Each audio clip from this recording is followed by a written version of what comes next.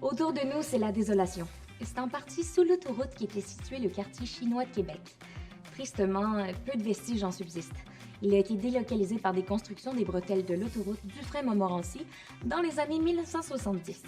La première trace de la présence de Chinois à Québec remonte à 1891. Ils sont deux et s'installent en Saint-Roch. En 1901, 28 cantonais étaient présents sur le territoire de la ville. En 1923, on en compte entre 450 et 500 dans l'ensemble de la capitale. La rue de Xi'an, qui se trouve au cœur de l'ancien quartier chinois, emprunte le nom d'une ville de Chine avec laquelle la ville de Québec a une entente de coopération depuis 1999. Xi'an, capitale de la région nord-ouest et du Shaanxi, est un grand carrefour industriel ainsi qu'un centre historique et culturel de première importance. La plupart des Chinois de Québec présents dans la première moitié du 20e siècle sont originaires du sud de la province de Canton. Ces pionniers sont arrivés de l'Ouest canadien et ont d'abord ouvert des blanchisseries. En 1910, il y en avait 20 à Québec.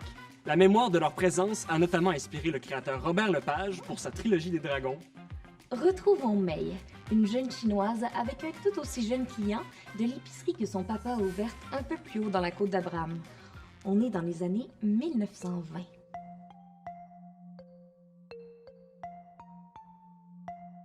Tu sais, Maurice, si tu veux venir encore plus souvent à notre épicerie, tu pourrais bien acheter les graineries un par un.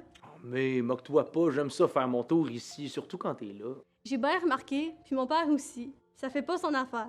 Mais tu sais, ton père, c'est tellement un gros client avec son restaurant. C'est quoi ça, la Ligue d'associations nationales chinoises? J'ai vu ça sur une pancarte à l'entrée, ils font leur réunion ici. Ah, papa, il aime ça faire de la politique à distance. Ils sont affiliés au Kuomintang, le Parti nationaliste chinois. Toi, May, es-tu née ici? Oui, mes deux parents sont chinois, tout ce qu'il y a plus de chinois, même si on est de religion méthodiste. Il y a pas beaucoup de Chinois à Québec.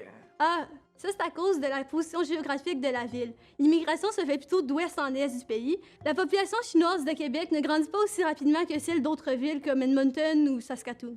Parce qu'on n'a pas le moyen de transport qu'il faut. Le train transcontinental passe pas directement par Québec. Aussi, j'ai remarqué, il y a beaucoup d'hommes, mais il n'y a pas beaucoup de femmes. Tu comprends? À l'époque, ces hommes-là travaillaient sur les chemins de fer. C'était pas facile de trouver une épouse chinoise. Faut croire que mon père, c'était un grand charmeur. C'est certain que sa fille, elle tient pas ça des voisins. Maurice, prends ton change, grand comique.